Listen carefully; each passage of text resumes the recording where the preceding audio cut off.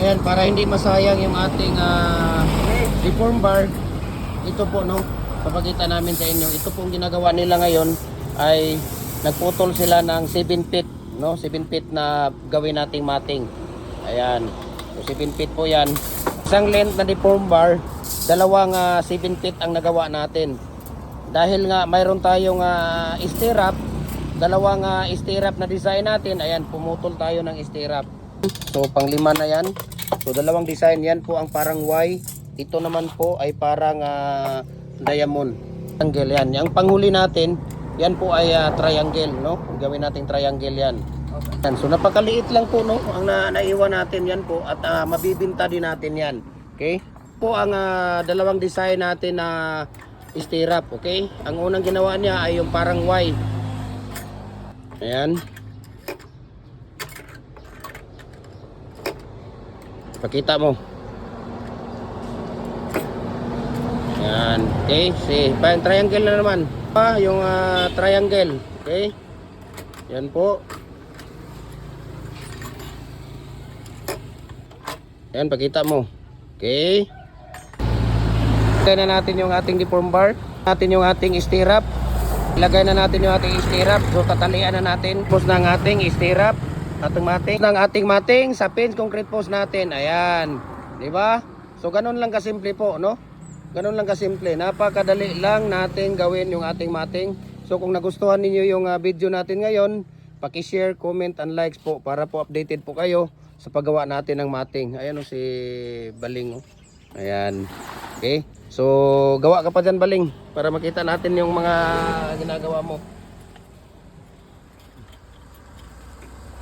Ano? Yan ang ginagawa ni Baling ay Y na stirrup yan. Yan. Ano si Baling dyan. Gusto ni Baling na maging ano siya, concrete post maker at dragon post maker siya. Ilang taon ka na, Baling? 18 years old si Baling. Ayan. Okay. Sige, gawa ka pa. Diretso lang. Tapos yung parang diamond ang gawin mo sa sunod.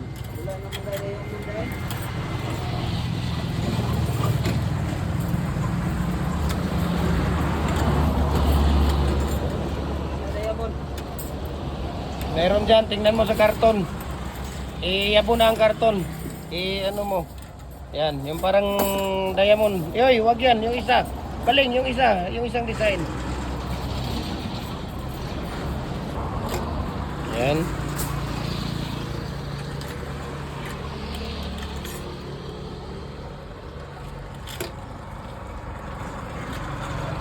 Ayan. Tama na yan, okay na yan.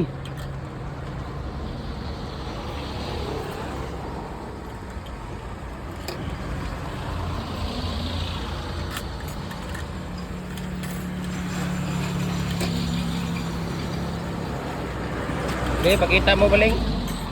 Ganyan dapat, Baling. Ganyan, no? Oh, ganyan dapat. Okay? Ayan, magaling na si Baling. Kahapon lang tinuruan namin yan at ngayon okay na siya. Okay, so basta porsigido, madaling matuto. Pag gumawa ng paraan, talagang matututo ka. Pero pag ikaw ay patamad-tamad, naku po, patulog-tulog ka sa pansitan, wala kang mapapala. Ayan. Okay? So yung Y na lang, Baling, yung anuin mo. Ayan. So madali lang talaga gawin yung dalawang design natin, no? Yun lang po, no? Yung dalawang design natin ay stirrup. Okay?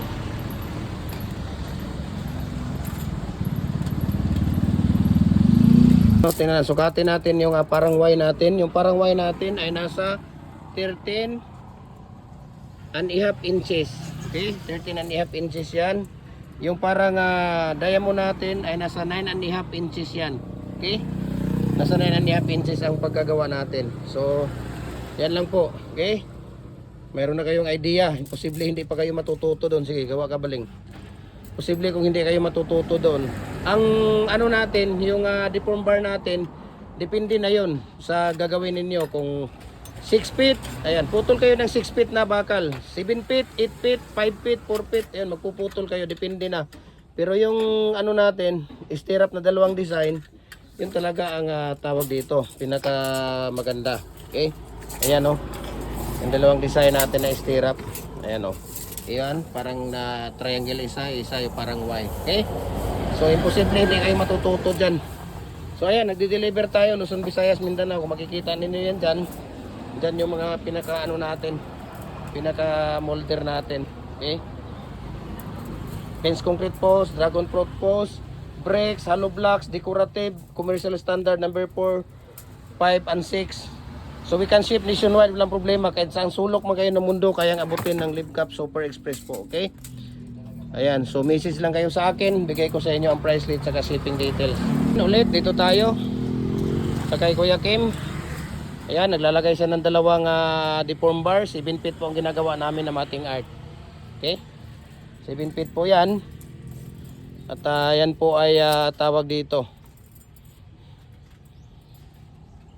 Ayan, ilalagay na ni Kuya Kim doon yung mating natin. Yung pinakadulo niya, doon natin ilalagay yung pinaka-diamond. Kasi ito yung pinaka-triangle. Kasi ito ang ibabaon, no? Hindi siya dapat nakalitaw sa bakod. Ang nakalitaw dapat ito lang, yung Y. Kasi itong pagkakabitan ng barbed wire natin. Barbed wire, cyclone wire o hog wire, no? Yun ang pagkakabitan natin. Kaya okay. Ayan. So ang gamit natin dito na deform bar, 8mm po, standard na deform bar. Tapos number 16 na tie wire ang ginagamit natin na rest assured. Yung pagtatali natin ay makapal at tawag dito malaki ang ating gamit na tie wire, no? Matigas man siya gamitin, pero ang ating hinahangad na ang ating quality ng ating gawa ay semi-special, no? Semi-special quality, matigas, matibay, no? Hindi lang ang junior natin na matigas, pati pa yung ating pambakod. Dragon fruit post, fence concrete post, dapat matigas talaga yan. Okay? Ganun lang ka simple, no? Magtatali ka lang dyan. Okay? So dito lang po yan, no? Sa Gem Hardware and Kuko Lumber and Concrete Products, no? Balulang Brands. Follow po kayo sa ating Facebook page. Ayan, Gem Hardware Concrete Products, Balulang Brands. Gem Hardware and Kuko Lumber Concrete Products, Anituan Brands. Triple A and F Kuko Lumber. Yung ating personal Facebook account natin, Felix Tan Pagikan Jr. Ang ating Instagram, Felix_Pagikan 2000. At saka si ating YouTube channel, no? Gem Hardware Kuko Lumber Concrete Products. Kasi nandoon sa YouTube natin ang ating mga ratio, mixing, lahat po ng concrete products, hollow blocks, baluster, tepe ng manok, dragon fruit post, fence concrete post, ang ratio nandoon, culvert natin, decorative, bricks molder. Ayan, nagde-deliver tayo Luzon, Visayas, Mindanao, wala pong problema yan. Kahit saang sulok man kayo ng mundo, kayang abutin ng Livcap Super Express po. Okay? So, ano pang hinihintay ninyo? Kung nagustuhan ninyo yung video natin, paki-comment, like, and share po para po marami pa po tayong video na magagawa. Okay? Sa patuloy ninyong pagsuporta ng aming video, kami po ay taos-pusong nagpapasalamat sa inyo na tuloy-tuloy lang po ang ating pagbibigay, no, ng impormasyon, mga detalye para sa pagbibusiness ng mga concrete products natin. Ang inahangad lang po natin dito, isa lang po, matibay, matigas at kwalipikado ang ating mga tawag dito, ang ating mga concrete products. Kaya i-likes niyo na, i-follow niyo na, no, dahil itong video na to ay very informative video po ito. So malapit na dito si Kuya Ping na matatapos. Kanina ito yung natapos niya kanina. Ayan, oh, tatlo yan. Tatlo yung bakal na nilalagay natin sa loob. Huwag naman yung dalawa lang. Okay?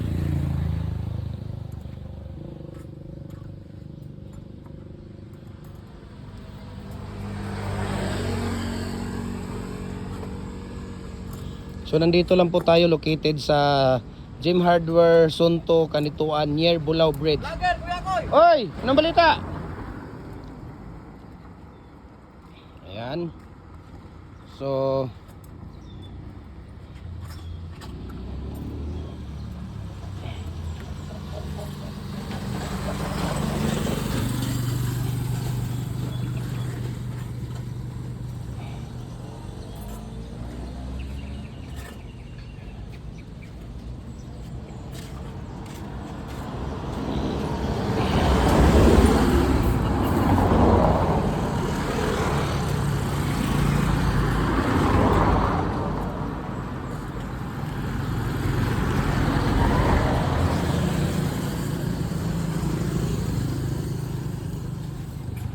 Ayan, so malapit na po tayong matatapos dito sa ating mating na 7 feet, no? Kayo na pong bahala dito, no? Kung gusto niyo 4 feet, 5 feet, 6 feet, 7 feet, ay magputol pa kayo ng bakal. So, ganun lang po ang ating ano dito. 1 feet lang po yan. Dito ay nasa 6 feet po, 6 inches yan ang naiiwan. Tapos 1 feet, 1 feet, 1 feet hanggang doon sa dulo. Dito naman 3 inches, no? Dito kayo magsisimula, 3 inches po yan. Tapos kasunod niya ay 1 feet na po yan. Pagdating sa dulo, ang maiiwan dito ay 6 inches lang yan. Okay? Dito 6 inches lang yan. Dito naman kasi ito yung ibabao natin. Ayan. Ayan o. 3 inches lang yan. Ayan, 3 inches. Tapos 1 feet. Ayan. 1 feet. 1 feet. 1 feet. 1 feet. 1 feet. 1 feet. Ang naiwan dito ay 7.5. Ayan, 7.5 inches pala yan. Okay? So maraming salamat. Ipataas mo yan yung natapos natin. Maraming salamat. God bless po. Paki-follow, comment, share po sa ating video. Paki-comment kung saan, anong lugar kayo para makita natin kung saan nakakarating yung ating video. Yan, God bless po sa ating lahat.